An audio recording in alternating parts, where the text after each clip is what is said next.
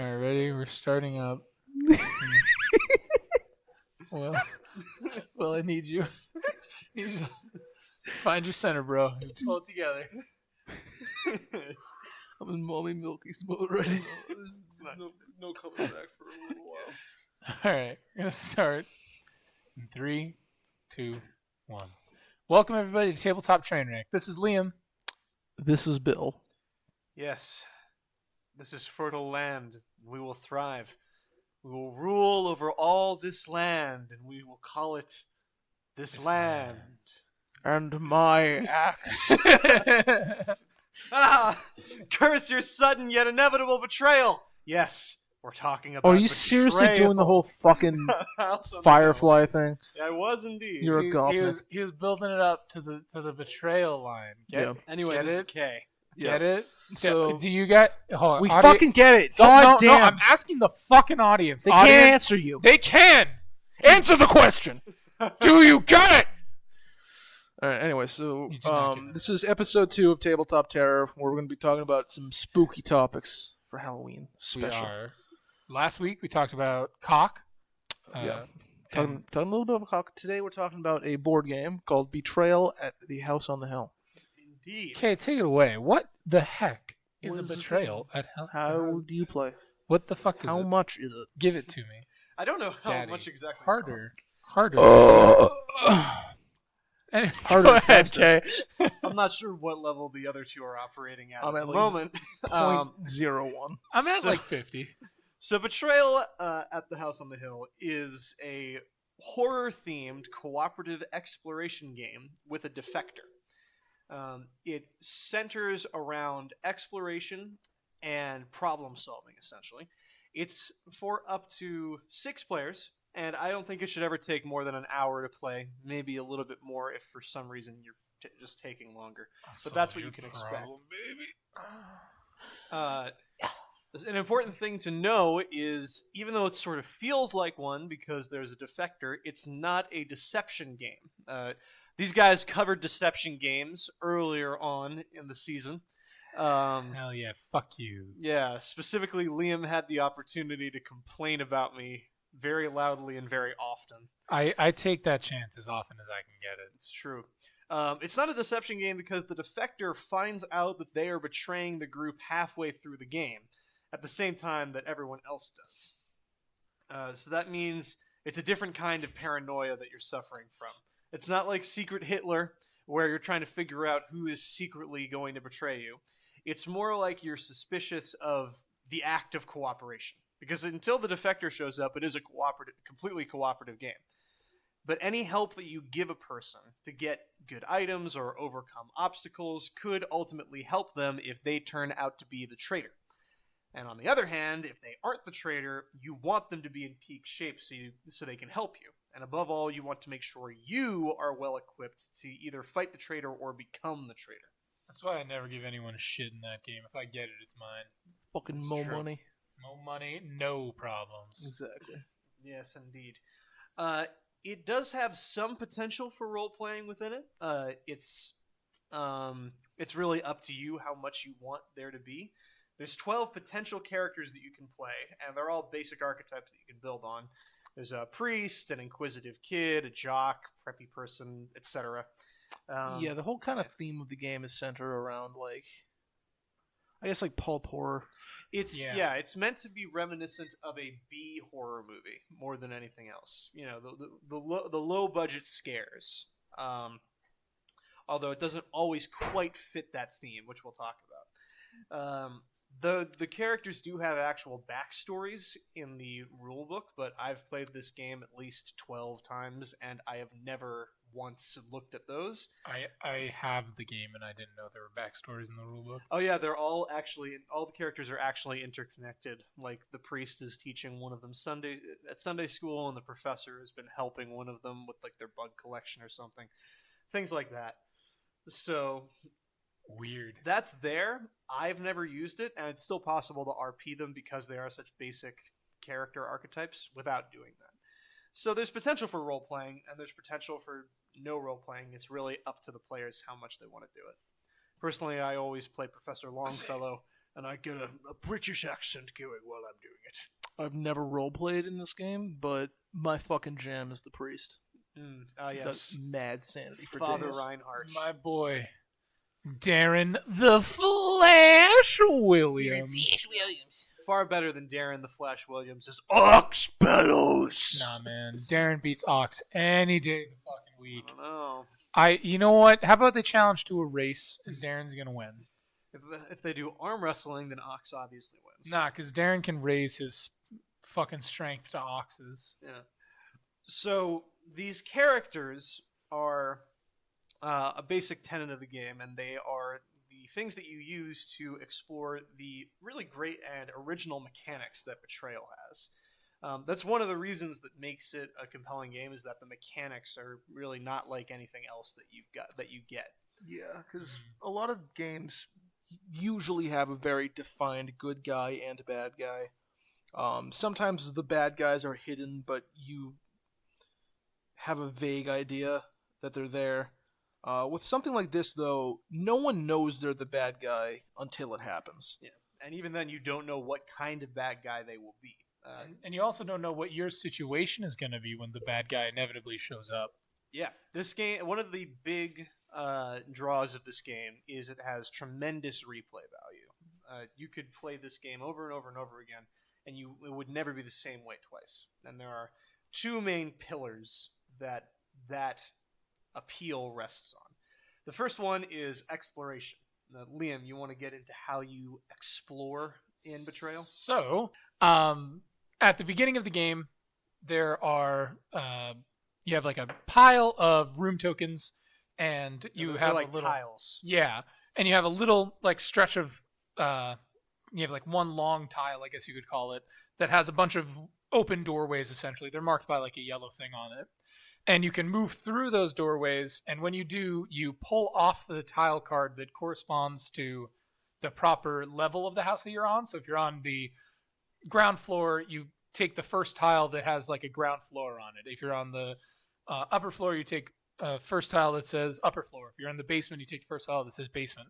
That slowly builds this house into like a, I guess, like madhouse of oddities and weird shapes. But basically a haunted mansion. yeah, it builds it into a haunted mansion. Yeah, they've got the floor printed on the back, and then when you flip it over, there is a random room on there. So it might be the armory, or a bloody room, or a dissection room, Or the or gym where you can get your fucking pump on. Oh Indeed. yeah, Yes, you can go pray in the Iron Church. the Iron Temple. And because all of these are random room tiles, you'll never have the same layout twice, and you'll probably go through quite a few playthroughs before you see every possible room. And these are pretty fun rooms too. There's one that's essentially a TARDIS that can just move around the house rather randomly. There's some magical properties that teleport you around, and some of them have mazes you have to escape. And as you explore, it leads to a kind of leveling up and preparing your character for their inevitable doom. You get gear, you become allies with insane people living in the house. You might find a dog, a little pupper, to keep you company. You get a chance to increase your base stats if you go into the right room, get the right item, or succeed on the right challenge. Of course, there are also really dangerous rooms, so you might get pretty beat up even before the monsters start showing up. So there's a risk there. But that's one of the big things that makes it so replayable, exploration. And then the other pillar of that is the haunt. This is how you get the traitor. Some of the rooms, when you go in, it'll tell you if you're drawing an event card, an item card, or an omen. Omens are cards that usually they're items, and they're usually pretty useful items, but every time you find an omen, you have to roll the dice. You roll 6 dice, and the dice in this game have 2 blank sides, 2 sides with 1 pip on them, and 2 sides with 2 pips on them. So you roll Is that what those. the little things are called? Pips? Yeah, I mean that's one of the things you can call them. It's like the cutest name. Yeah, well, there you go. Name your child that way. Call them little fuckers. Hell yeah. No, I have my child's names picked out already. Wonderful. Grand and Dad. So you roll 6 of those dice, and if the number you get is lower than the number of omens that the entire group has accumulated, that kicks off the haunt. The haunt, the haunt that it is, there's 50 in the core set, is determined by which omens set off the haunt and the room that it was found in. So there's a little chart. You just find one on the x-axis and one on the y-axis, bring your fingers together, and that tells you which haunt it is. The tables already. Yeah, so many tables. Done with the table. The haunt you get turns one of the players into the traitor, who it turns out has lured the rest of the people here for some hideous purpose. It's not always the person who revealed the haunt with the omen. Sometimes it's the person with the highest sanity or the highest speed or the lowest strength, etc. Every haunt has a different way of picking that. Even one of them doesn't even have a traitor. It's literally everybody is out to find treasure. They find out that there's hidden treasure, and then everybody goes against each other. But you don't want to kill anybody else. You just want to get the most treasure. Because treasure's non-transferable, so the entire point of it is just running around grabbing treasure.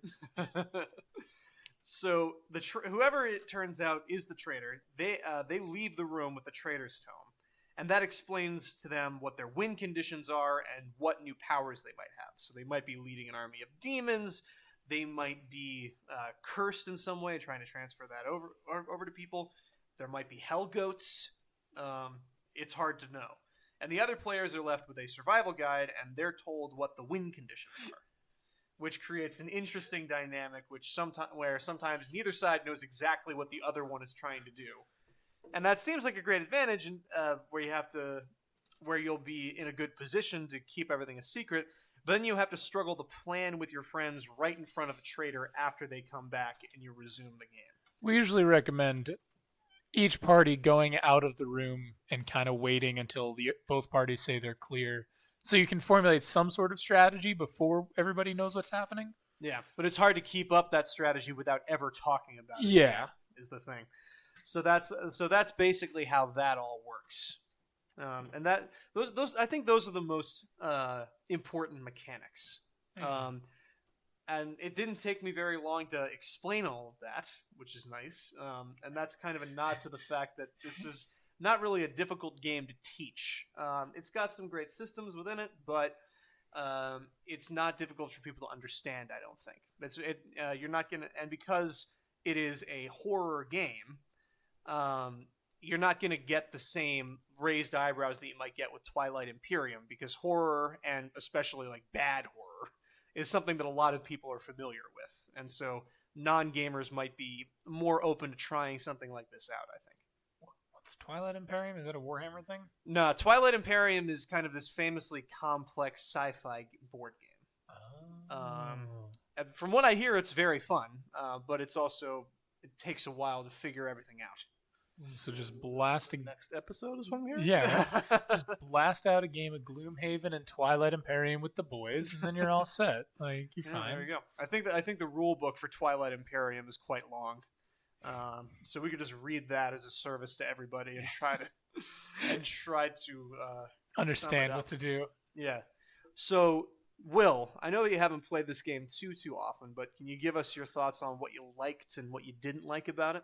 Yeah, I mean, I like the game from like a base conceptual perspective because, like I said earlier, it's a very novel idea where the quote-unquote bad guy is a surprise to everybody, including the bad guy. That's a lot of fun because, you want to help each other out and you want to trust each other, but you also kind of can't because you don't know who it is.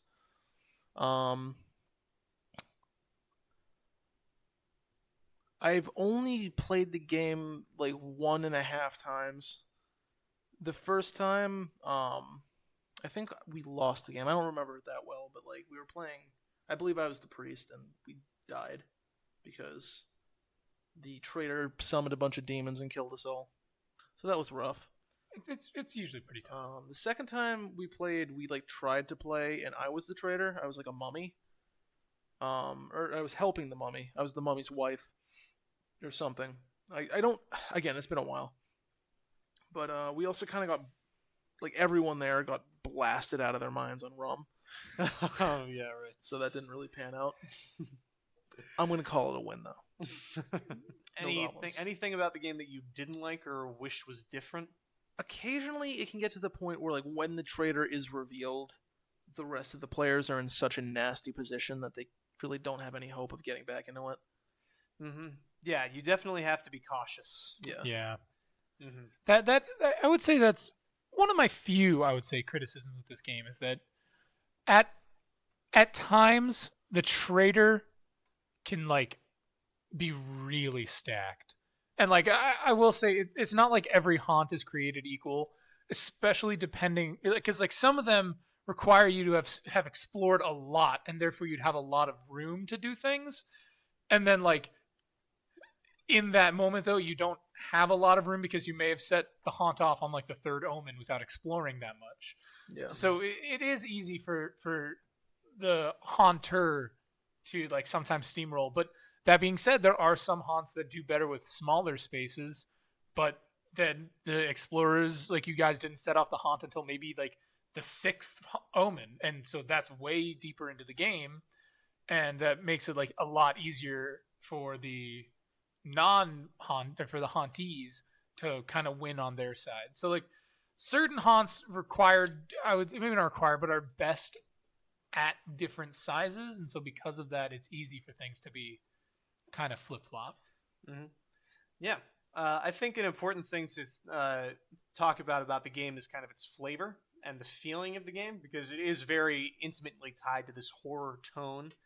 I like the flavor text when it's that shows up on the cards. Every card has a little bit of flavor text. I usually make it a rule that you always read the flavor text when you draw the card. And I like to play some creepy music in the background while we're playing, so you can really get that thing. There's one, just to give an example, I've got the text here from one event card called Jonah's Turn. You see 2 boys playing with a wooden top. Would you like a turn, Jonah? One asks. No, says Jonah. I want all the turns. Jonah takes the top and hits the other boy in the face. The boy falls. Jonah keeps hitting him as they fade from view. So that genuinely creeps me out a little bit. Yeah, and like they're really good at doing that with like a lot of the cards, especially like a lot of the event cards in particular. Like some of the item cards have some, and I think 1 or 2 of the omens do, but the event cards really are good at displaying like that kind of flavor text in them. Yeah, absolutely. But then that flavor runs up against one of the few things that I sometimes don't like about the game. This is less a complaint and more of a heads up. It is supposed to have that B-movie tone, but sometimes it has a much more serious tone that's like genuinely gothic or Lovecraftian horror, and you can get really invested in that. And then when the haunt comes around, it might be a really silly kind of concept.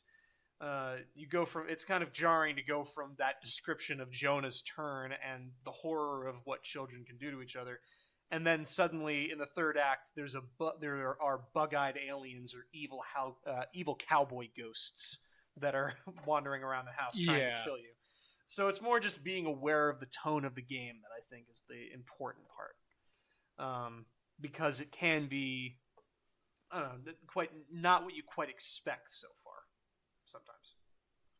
Yeah, I would agree. So I guess like it's kind of one of those things that if you enjoy that kind of like B-movie thing, you're gonna really like it. If you don't, you'll still probably like it, but just be prepared for those moments. Mm-hmm. Yeah. There's been a lot of expansions for it. There's a D&D variant that's called Betrayal at Baldur's Gate, which uses Bahal, the god of murder in the Forgotten Realms, and you just kind of expand out the city of Baldur's Gate over the course of it.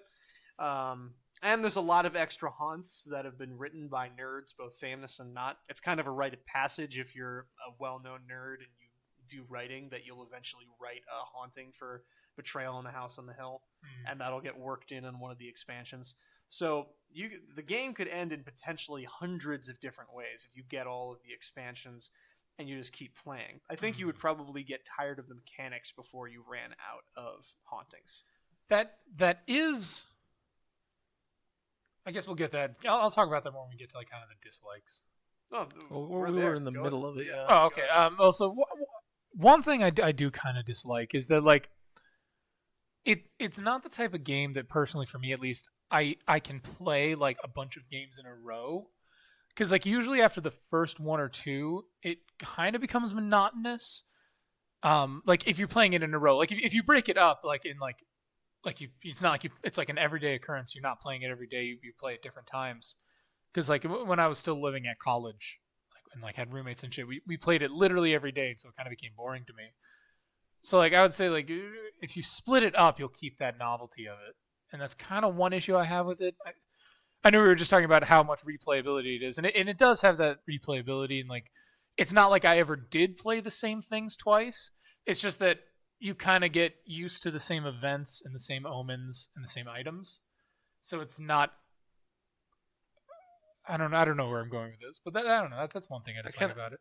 I kind of see what you're saying in that like the mechanics don't really keep pace with the variety of omens. Yeah, that's what it Not is. omens, haunts. Yeah. I'm thinking. Whereas like you do want to see what all the haunts are about, but you also kind of playing that many games just isn't really worth it or realistic. That's kind of what it is. Yeah. Mm-hmm. Yeah, I mean, I think you can probably play it twice in one night without it getting really old. Yeah. And then if you can play it again then after a couple days, and I don't think you're going to get sick of it. Yeah. Overall, it's a pretty... I mean, it's the same reason I hate Cards Against Humanity now. Oh, because yeah, I played it literally every day, and so I've seen everything. I know everything. I know all the jokes, and I'm just like, this isn't fun anymore. I mean, it just kind of got old after the first time for me. Yeah. Being real. Cards Against Humanity? Yeah. It's just... I don't know. It's funny the first time just because of pure shock value. Like, oh my god, I can't believe they printed that. But then the second time, it's like, all right. Like, I guess we're going with fucking Obamacare again or something. Yeah. I don't know. I don't think Obamacare is a card, but something I'm like sure that. it got worked in there somewhere on one of the expansions. The billions of expansions. I am Obamacare. Get into our second topic for today. D&D's quintessential spookyverse, the Ravenloft setting, which was most recently explored in the 5th edition adventure Curse of Strahd. You guys played Curse of Strahd. I have not. So you guys will have to tell me what is the deal. What is Curse of Strahd? So in Curse of Strahd, the party plays as a group of adventurers who are whisked away to a weird demi-plane, which I believe is Ravenloft. Yeah, it's called the Land of Barovia. It's named after the guy who rules this place is a vampire lord named Strahd von Zarevich, and it's named after his father. I think of like Duke Barrow or something like that. So it's called Barovia, and Strahd's castle is called Ravenloft. So it is the whole setting is known as the Ravenloft setting. Yeah. So Strahd, big boy vampire, right? Yeah. What is the Curse of Strahd? So, something that they talked about when the Curse of Strahd was coming out for 5th edition, because the Ravenloft setting has been around forever, really, for at least for a very long time. It started out a husband and wife gaming team. They played D&D every Halloween, and they really wanted a spooky setting, and so together they came up with the Ravenloft setting. I think it started out as just the castle, and kind of expanded out more and more every Halloween because people really liked it. And eventually they started playing it all the time instead of just during Halloween. And so that's always been very interesting to me, looking at how these D&D worlds and just RPG worlds expanded out and progressively got bigger and bigger and bigger. I mean, if you look at Gary Gygax's old stuff like Blackmore and stuff like that, it just kept expanding by virtue of them playing all of the time. And what they talked about when it first came out, when they brought in that husband and wife duo to help out with writing this new 5th edition campaign, was that they wanted to evoke the vampire as something dangerous and scary again after it had gone through all that Twilight jazz. Essentially, they wanted to invoke that kind of toxic masculinity aspect of what vampires are. Like, they're predatory, they are selfish, they're obsessed with themselves and convinced that the world should revolve around them and don't take kindly to rejection from women specifically. And that's kind of Strahd's whole deal. The reason he is why he is because he just couldn't take a fucking hint and leave his brother's fiancée alone. What a fucking guy. Like, Yeah. So what is the curse of Strahd? That is his curse. The fact that he is a vampire is his curse. Oh, okay, I see. Essentially, Strahd von Zarevich was originally a human person who was entirely independent from any vampire identity. He was the oldest son of a major noble family, and he conquered a land that he named Barovia after his father, and basically said, "I am now in charge of everything." He was known for being very bloodthirsty and autocratic, and just generally an asshole. So kind of like Vlad the Impaler, the original vampire. They probably drew a lot of inspiration off of him, and so Strahd basically starts becoming infatuated with a woman who lives at court, but she is more interested in his brother, whose name I think is Sergei. And they end up... Sergei! I might be getting that wrong. But anyway, this woman and his brother are planning to get married, and he is just so infuriated by this. I believe he kills his brother over it, and then... Classic. Makes a deal with the dark powers to make himself basically all-powerful and awesome. Informs the woman, "Hey, we're getting married." And she says, "Nuh-uh," and jumps off the side of a castle because she'd rather die than be forced to marry him. And that's how you know that you're probably not the best guy around, is when women are more willing to die than to date you. Yeah. And so he just... But he's a nice guy, Liam. He's such a nice guy. He's just misunderstood. It's society that needs to change, not him. But wait, as the king, he does not live in society. He makes the society. You know, I think a testament to how much of an asshole Strahd is that he's literally the arbiter of what the society is and still manages to blame it for everything bad that happens to him. So he's really... obviously real bummed out about just a wee bit. And he's also made this deal with the dark powers, which is a very nebulous concept. They're never fully explained. They're not exactly the evil gods. They're just evil... They're just bad shit. Yeah, exactly. And he's already made this deal, and so now he's a vampire, and he's immortal, and is going to live forever in utter misery, knowing that the only woman he ever loved threw herself off the battlements of a castle rather than marry him. When you were talking about darkness, the dark powers being like a nebulous concept, I was reminded of Warcraft 3, because they always like talk about like there's one line in particular where somebody goes, "Darkness calls," and like it was kind of this weird in joke that they made. Like they had voice snippets of it where like Illidan would be like I hear darkness was calling Arthas, but I see darkness all the time because he's blind. And like they would pull like dumb shit like that. Sorry, but that just reminded me of that. And now darkness is like this pseudo character in the Warcraft 3 universe. Yeah. Very nice. But sorry about that. So I guess how does the campaign start? Because this is like a module, right? Like so the campaign. We worked from the 5th edition version, which is the most recent one that came out. A lot of people might disagree with that because I've heard that like earlier editions are a lot better about like the horror and all that shit. But whatever, this is the one we played. This is the one we're talking about. Fuck off. So it actually gives you like a few adventure hooks. Most of them, in fact, all of them involve you in some way.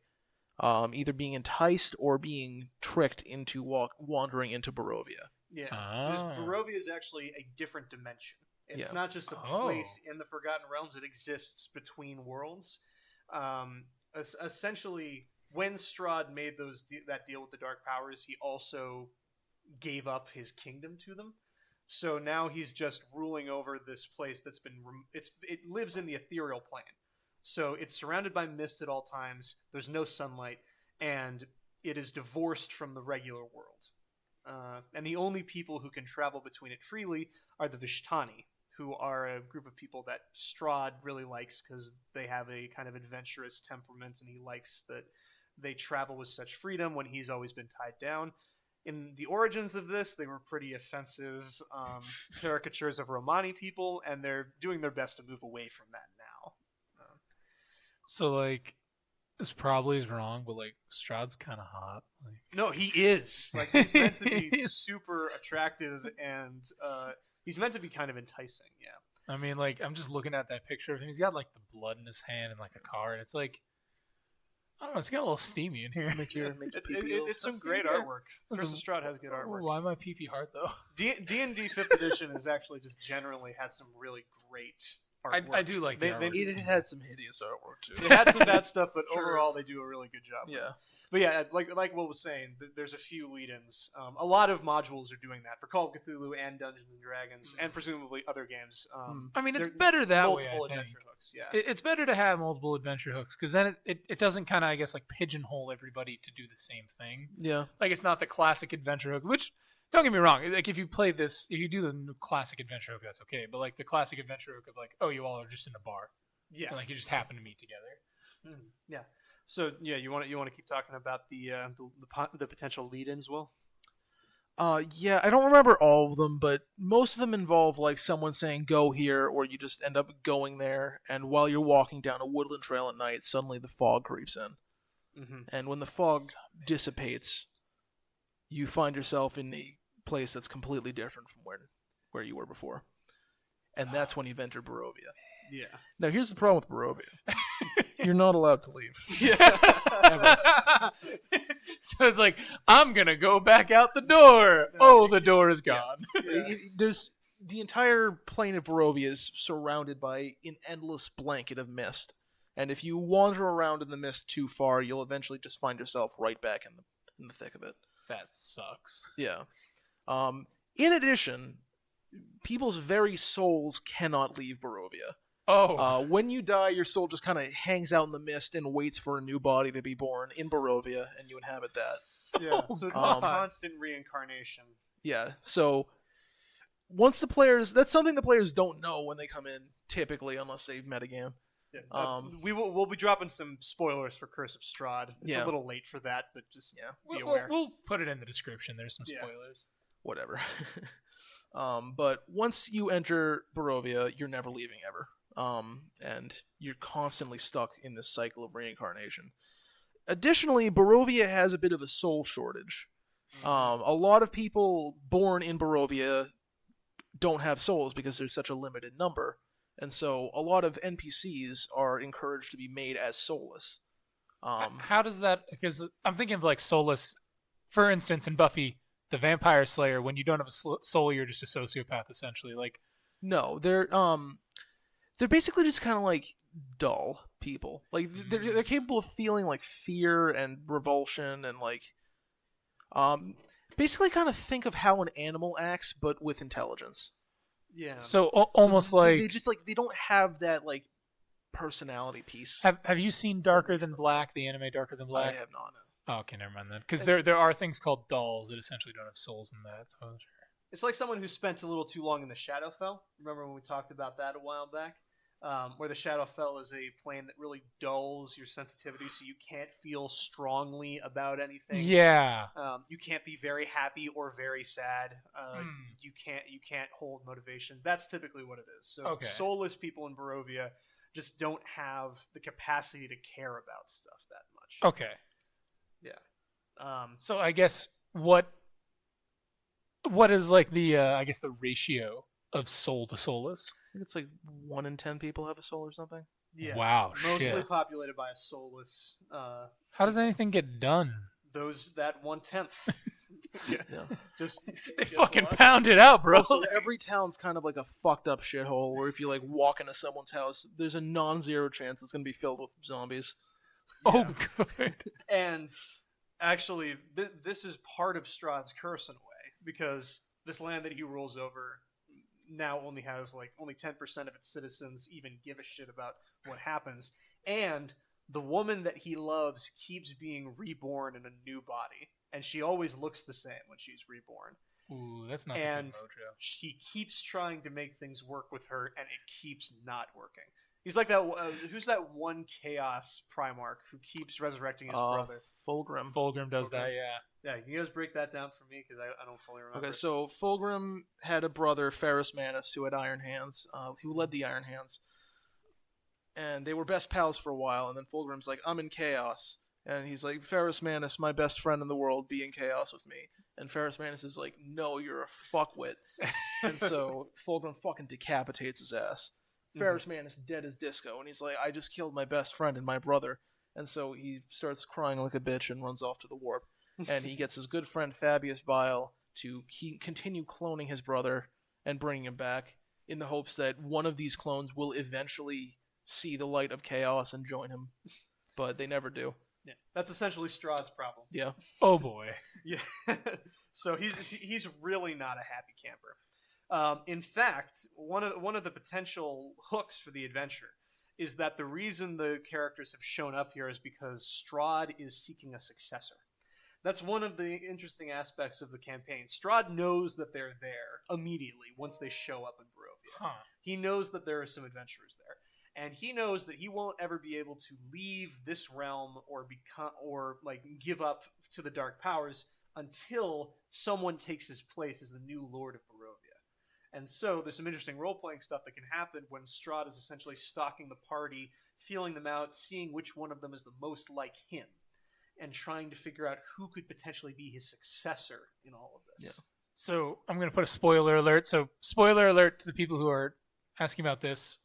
Because I'm about to ask a question that's 100% going to be spoilers. Could you potentially then just beat the game by giving in and just saying, yeah, sure, I'll be your successor? Well, he has to find you worthy, is the thing. Yeah. And he will never find anyone worthy. Oh. That's the thing. Strahd's cursed to always think that he can or be thinking about it, but in the end, his own narcissism, again, an aspect of the character they wanted to play up, will essentially make him think, nope, nobody's good enough to succeed me. It's like Fire Lord Ozai. Okay. So he may have named Azula as the next Fire Lord, but she's really not because he doesn't think anybody could be the next Fire Lord. Yeah, and he's like, I'm the Phoenix King now, so being Fire Lord doesn't really matter Yeah. Yeah. So you haven't seen Avatar, you little fucking bitch. I've seen like half of it. Yeah, so I've also seen half of it, but like in little chunks throughout it, so I know how it ends, but not how you get there. Nice. But yeah, shit. Strahd will never accept an heir, so he'll feel you out. He might even have conversations with you. He might even try to adopt you. There was an interesting storyline in Dice Camera Action where Paulton, who was a bard, a very cavalier bard, very like get drunk, I don't care about anything, dark backstory kind of thing, actually is brought into Strahd's home as his ward and has to decide whether or not he's going to accept Strahd as his mentor and master. That's interesting, actually. Yeah. Pretty cool. Yeah, that's one of the interesting things you can get into in this particular campaign. I would love to try running it. Again. Yeah. I've actually never run it myself. Were you playing it then? No, I've read up on it a lot. So who's DMing your session? I ran it and I played it on 2 different occasions, and I've never finished it because when I ran it, one of the players moved to the other side of the country, so that became difficult. And when I played it, I really didn't enjoy it, and so I left. Wait, so who DM'd for Ryan and Henry and you? I did. 'Twas I. Oh, was it Kevin then? Yeah, Kevin was there. Oh, okay. I didn't know Kevin played, that's why. Yeah. Kevin, if by some miracle you hear this, we love you and we miss you. Kevin, come back, please. We need you. Yeah, so I think it has the potential to be really fun, although it sounds like Will had a few false starts with it. I have problems with it, but let's just talk about what we enjoy about it first. I'll start off with Strahd himself. I like 2 things about Strahd. One, that he's a free-form villain where you can kind of like fill in the blanks. Like when I did it, I kind of made him a sarcastic, obnoxious dick. Mm-hmm. But you can also kind of make him more of like the cold, calculating type, or like a ruthless murderer. It all depends on what kind of tone you want. It'll work no matter what you do. And it's supported in how the villain is written. The other thing I really liked about him is the game encourages you to always have Strahd be in the party's face. And I think that's one of the most important things for a villain in any game, is that the party knows who they are and has an intrinsic reason to hate them. Because they're always fucking there. Going back to when we talked about our, when we talked about the D&D episode, and how I mentioned that sometimes it is a good idea to show the big bad right away. That was kind of the way I was meaning it, where, it's not like you're able to attack him. It's not like you're able to do whatever you want to him, but he's just there, and people know him and they see him and they interact with him in ways that aren't necessarily different ways of interacting. You could potentially fight Strahd at level 1. That's a bad idea, I'm assuming. Yeah, because he's on the random encounter table, so you can just roll and Strahd shows up. He'll never kill the party, or maybe he will, but I don't like that idea. He's fighting to subdue, and that's a different aspect of Curse of Strahd. Ravenloft itself, the castle. The second you walk into Barovia, the first town you get to, they're like, oh yeah, and that's Ravenloft. And they point to a castle on a hill about a mile away. So Strahd is immediately within sight. You could go up and try and charge Ravenloft the first session and just see how that goes. I'm assuming it's a really bad idea, though. It is! Ravenloft is one of the most dangerous places in the entire D&D setting. But if you wanted to, you could visit Ravenloft multiple times, and just go up there and hang out. Oh my! Hold on. You could go full Persona 3 with this, or Persona just in general with this. That's the palace. It's the literal palace, and you have to infiltrate it. Yes, but you get your shit slapped. Yeah, really quick. It's possible you could go up to Ravenloft and not even run into Strahd, because he's the complete master of this place. He can not be there if he wants to. And that's kind of like another thing I liked, is that the setting does a good job of building the sense of dread that you are not supposed to be here, and you're in fucking Strahd's house now. Mm-hmm. And on top of that, you can go pretty much wherever you want. It's very sandboxy. There's lots of potential adventure hooks, and the world that they created for the campaign is very extensive, so it's unlikely you'll visit every single potential spot. Unless you want to. So you really devote the game to that. I think the last thing that I really enjoyed about Curse of Strahd was, I think it's called the Murder House, which was an early kind of pre-canned, self-contained adventure set in the first town. Where you follow these children into this haunted house, essentially. You need to go through it. I thought it was very well written. It was very interesting. It definitely did a good job of giving you a feel for what happened and who lived there and why it's so fucked up now. Go ahead. So is Curse of Strahd another module within Ravenloft? Yes. Okay. I see now. Curse of Strahd is a single campaign within Ravenloft. There's a lot of Ravenloft campaigns. Okay. Yeah, and Murder House is specifically in Curse of Strahd. Okay. Yeah. But yeah, those are my really three big likes. Yeah. There's one other thing that it actually has in common with Betrayal on the House on the Hill. Betrayal at the House on the Hill, or however the full name is actually said. Replayability, actually. Or at least a somewhat guarantee that your game won't be exactly the same as somebody else's, because early on, the party has their fortune told by someone who lays out 4 things. All of them are important aspects of the game, like where Strahd is hiding, where some magic items are, etc. And that's completely random based on a tarot card reading. Oh, okay. So your game will probably be completely different from someone else's game, because you're probably going to be visiting different places and courting different allies, because your fortune is going to be random and different. Okay. So that's another aspect of it. I like that. That sounds pretty cool. Yeah. You're kind of making me want to play some Curse of Strahd now. Well, Will can get into why. I'll try to do my best to convince you otherwise. I think I like this game better than Will does, so I'll try my best to keep you in this camp. Most of my complaints just boil down to it's boring. I'm sorry, it's just not fun. Well, here's what you have to do. It's either we're gonna play Curse of Strahd next, or we play the Street Fighter game. No, we're playing Mage the fucking Awakening. Oh yeah, Mage the Awakening sounds good too, though. Actually, Mage do I have? Ascension. I'm sorry, Awakening. Mage Ascension. Mage the Ascension, because I just bought that book. Either way, the first edition. It wasn't fun. There was a lot of these weird random encounter tables that were just agonizing. There was this. I have a distinct memory of this one where the party happens across a ruined tower with a chest in it, and so everyone's like, "Let's go open the chest," and they go in the ruined tower and it spawns a fuckload of zombies. And if you know anything about D&D, zombies are exceptional at not dying when killed. So it's just the entire tower, which was pretty fucking packed, was mobbed with like 10 zombies, and no one could move, no one could leave, and they just had to hack their way through it, and it took a solid 2 hours. Wasn't there like another time? I think this was the time that Ryan and Henry and Kevin played, where like there was like a broom that killed him or something. Broom of animated attack. I've heard about that this. was fucking rad though. That was in the murder house, but they just like they were sweeping their way through the dungeon. They fucked up a suit of animated armor, but they could not deal with this broom. Well, I think Slapped their asses into next week.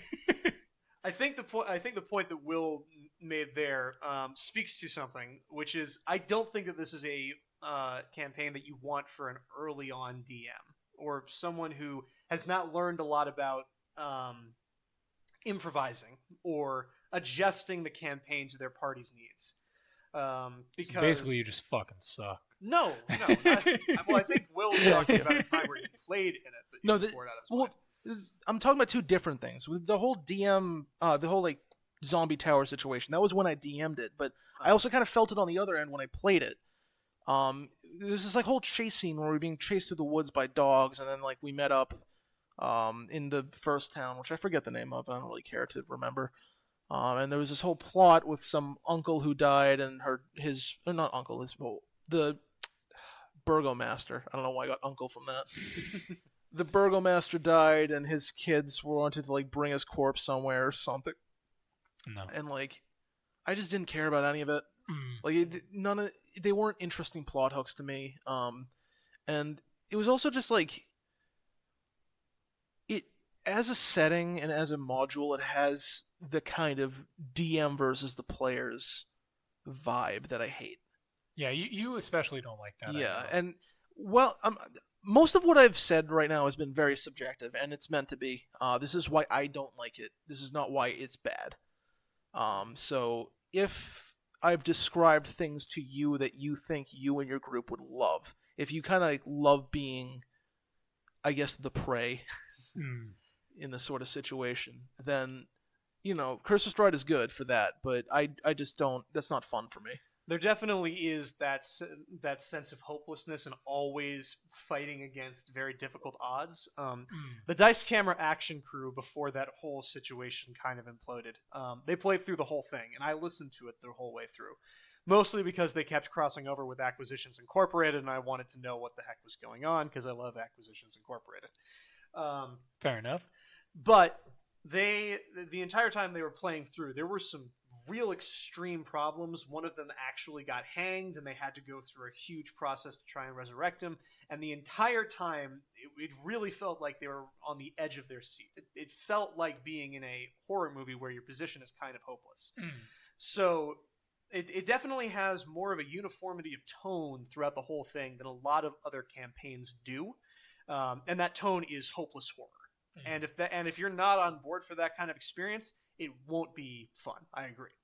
There were even times when I was listening to them play when I thought, I don't know if I would enjoy this, because it was just so dire, and they were so often, their characters were so miserable. But there were also a few, I think it made those moments of victory like even more satisfying. So on that end, maybe I would like it. So I'm also a little on the fence about it. I'm more inclined to the I might want to try this out area, but I definitely can see where Will's coming from, where just that depressing and hopeless tone throughout the whole thing can make it feel a little bit too it could make it feel boring. It's also, again, it's the sort of thing where like there's an extrinsic motivation versus an intrinsic motivation. And I think Curse of Strahd, especially with like the early adventure hooks, relies way too hard on the extrinsic stuff. Because Barovia as a whole is a very good intrinsic plot hook. You have to leave because you don't want to fucking be here because it's dangerous and it sucks ass. But early on, it's like, oh, help these people get to this village, or like, there's a circus in town. What's going on here? And it just, none of it was fun. None of it I gave a shit about. And I don't think it did a fantastic job of making you give a shit. It's just like, you're here, you might as well like look into this shit. Yeah, that's actually something that I also agree with there. In that a lot of this stuff, like even the way that you get to Barovia, your character doesn't have any reason to want to go there, or even to try and pursue something that will lead you there. You just end up there and immediately want to leave. And so, if you want to make that motivation last, I think that you're going to have to tailor it. So actually, Will, and also kind of Liam, because we've all dungeon mastered, game mastered something before, why don't we talk about some changes that we think that a DM could make to make this more interesting to players like us, or to tap into the stuff that we find compelling? I think it would help if from the get-go you made it clear that you can't leave Barovia except through Strahd. Because I know that part of the point is you're trying to build up to that, but the build-up takes too long. I'm sorry. Like, it's hard for you to give a shit unless you know what the stakes are. Yeah. And you could definitely do that. Like, they meet some Vishtani very early on, and the Vishtani know all the rules for who can leave and who can't. So you can find out then. Yeah. I definitely kind of toned down a lot of, like, the tedious combat. Like, I get that you're trying to make it so that the party should be, like, looking out for danger over every corner. But, like with the zombie example, sometimes it's just a fucking pain in the ass. It's not fun. It's just a slog. And, like, when shit like that happens, like, yeah, it isn't interesting. Make the encounters vary too. Like they shouldn't just be fighting zombies. There should be more than one kind of monster in there, because they can get very repetitive if you're just fighting the same. There was a second kind of monster. It was a broom. If you had the zombies and the brooms, you don't fuck with the broom. Actually, in the Dice Camera Action version, one of them actually befriended the broom of animated attack, nice. And it let her ride it around. I think one thing that I would do is make the quests that you're going around on that Will mentioned, they sometimes can be a little hard to care about. I would make them more explicitly tied to Strahd. Like, have it be that he is involved in some way, or doing this will hurt him, or make one of the people that you're fighting against explicitly one of his lieutenants. Introduce him early on, and then the motivation can be, oh, I hate that Strahd guy, here's a way that we can fuck him over. Or, oh, I hate that Strahd guy, here's a way to help liberate these people from his clutches. And also tailor things to the way that your characters are going to, be interested in them. Like there are no gods in Barovia anymore. But there are many remnants of this ancient lost god called the Morning Lord. And if that is a close enough analog to one of your players, the players' deities, if they're a cleric or a paladin or something, then have it be that. Have it just be that the Morning Lord is what they called this god. And if it's not a close enough analog, maybe monkey around with that a little bit and just make it their god that used to be the main god of this world. Yeah, I mean, the Morning Lord in particular is intentionally very vague. So use that to your advantage. Just get funky. I mean, I suppose, so, I don't know, I was kind of thinking here. So I feel like, Kay, you are like the DM view. Will, you're kind of the DM/player view, and I feel like I'm the player view, because, Will, you probably DM'd as many times as you've played, like, in terms of, like, just actual games. Oh, roughly. And Kay, you just DM all the time. I do that quite often, yes. But as you stated, you prefer it. I do, yeah. And it's not that I don't like DMing. I do. I'm just not good at it. I disagree, but... Continue. That's why you have to practice. I know, but we have so many fucking shits things going on. Because no one fucking commits. That's anymore. True. That's true. Well, now we have Ryan off at fucking school. I remain the only one that has finished a game, and I will hold that over your heads. No, we both finished technically a game. Yeah, we finished the Transatlantic Terror, Call of Cthulhu. Oh, okay, fucking fine. Get fucked. That doesn't count as Call of Cthulhu. It's like we're gonna wrap Star on the Shore next session. Yeah, boom. Fuck it. Fuck. but you know what? You're part of also another finished campaign where we introduced my character in Cock. As Kieran DeHat Murphy. Kieran DeHat. It's DeHat. So, Liam, did you have something to say from the player view on all So, this? from the player view, for me personally, I really like puzzles. And so I feel like an intrinsic motivation, at least for me, and I consider myself an everyman. I don't think I really have many unique standouts in terms of comparing myself to the rest of the. Really, a trained historian like you, Liam? I know, it's crazy. And so I would say, like, if you put something in the beginning that was almost like a puzzle, that could be an intrinsic hook. So, like, for me, like, as you were saying it earlier, I feel like a good potential hook once you're in Bavaria, maybe, or even beforehand, would be giving your players some sort of, I guess, riddle. And, like, slowly throughout the game, part of what they're doing is trying to solve this riddle, and the riddle ends up with how you finally, like, it's kind of how you discover these revelations. So, like, in order to leave Bavaria, you have to, like, kill Strahd. I don't know how you. Well, at that leave point, it. Just for the becomes- record, it's Barovia. Bavaria Barovia. is a Oh, province yeah, of no, sorry, Germany, not not a real Bavaria. place. We're not saying that the real world Bavaria is ruled over by the dark powers and their agents. You It's might being not ruled be. by vampires. We're in Bavaria right now. Please save us. Please help. we need No, help. that's some White Wolf Publishing shit right there. We'll get into that another time, though.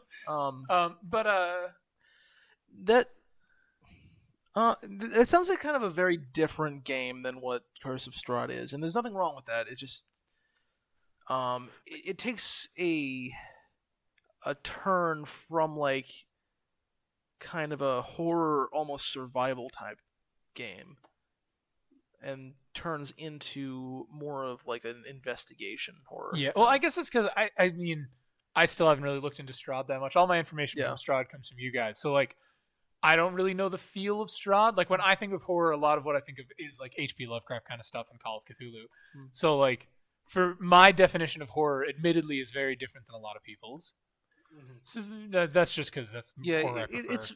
It's more like Gothic horror, like scary shit rather than, like, unknowable shit. Okay. You dig? More Edgar Yeah. Allan Poe than H.P. Lovecraft. Okay.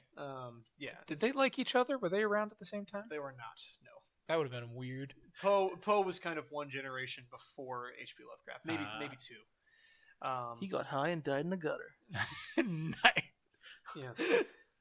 He also banged his 13-year-old cousin. Oh no! Fun facts. Oh no! He married her. Fun facts. Breaking the law. Well, back then it wasn't breaking the law. It's still gross. I mean, I'm not saying it's not gross. I'm just saying it's Yeah. what happened. Yeah, I'd say a puzzle could fit in there. I think that could definitely be like a side mission. I also think that a lot of the cool NPCs that you meet are kind of stuff that you run into when you're higher level, like vampire hunters and were-ravens and super high-powered mages, things like that. That does remind me of something. You continue, but that does remind me of an idea I also did, potentially. Yeah. So I'd say that it's really just a matter of playing up the early game content. There must be some magical gem in there because Curse of Strahd is consistently ranked as one of the best, if not the best, 5th edition adventures out there.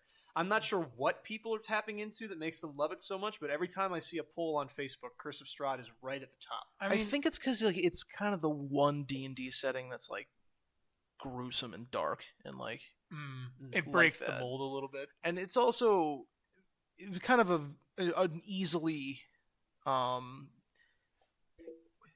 because people like to do, like, special games for Halloween or, like, shit like that. Yeah. Especially Halloween, considering it's, like, its connections with pop culture and nerd culture and all that shit. Tabletop Terror. Exactly. So Wait, did we introduce this as Tabletop We did. Terror? Okay. yeah. So I assume that, like, a lot of people, because this is kind of what I did, I think, is, like, you see it on the shelf and you're like, oh, that'd be fucking sick.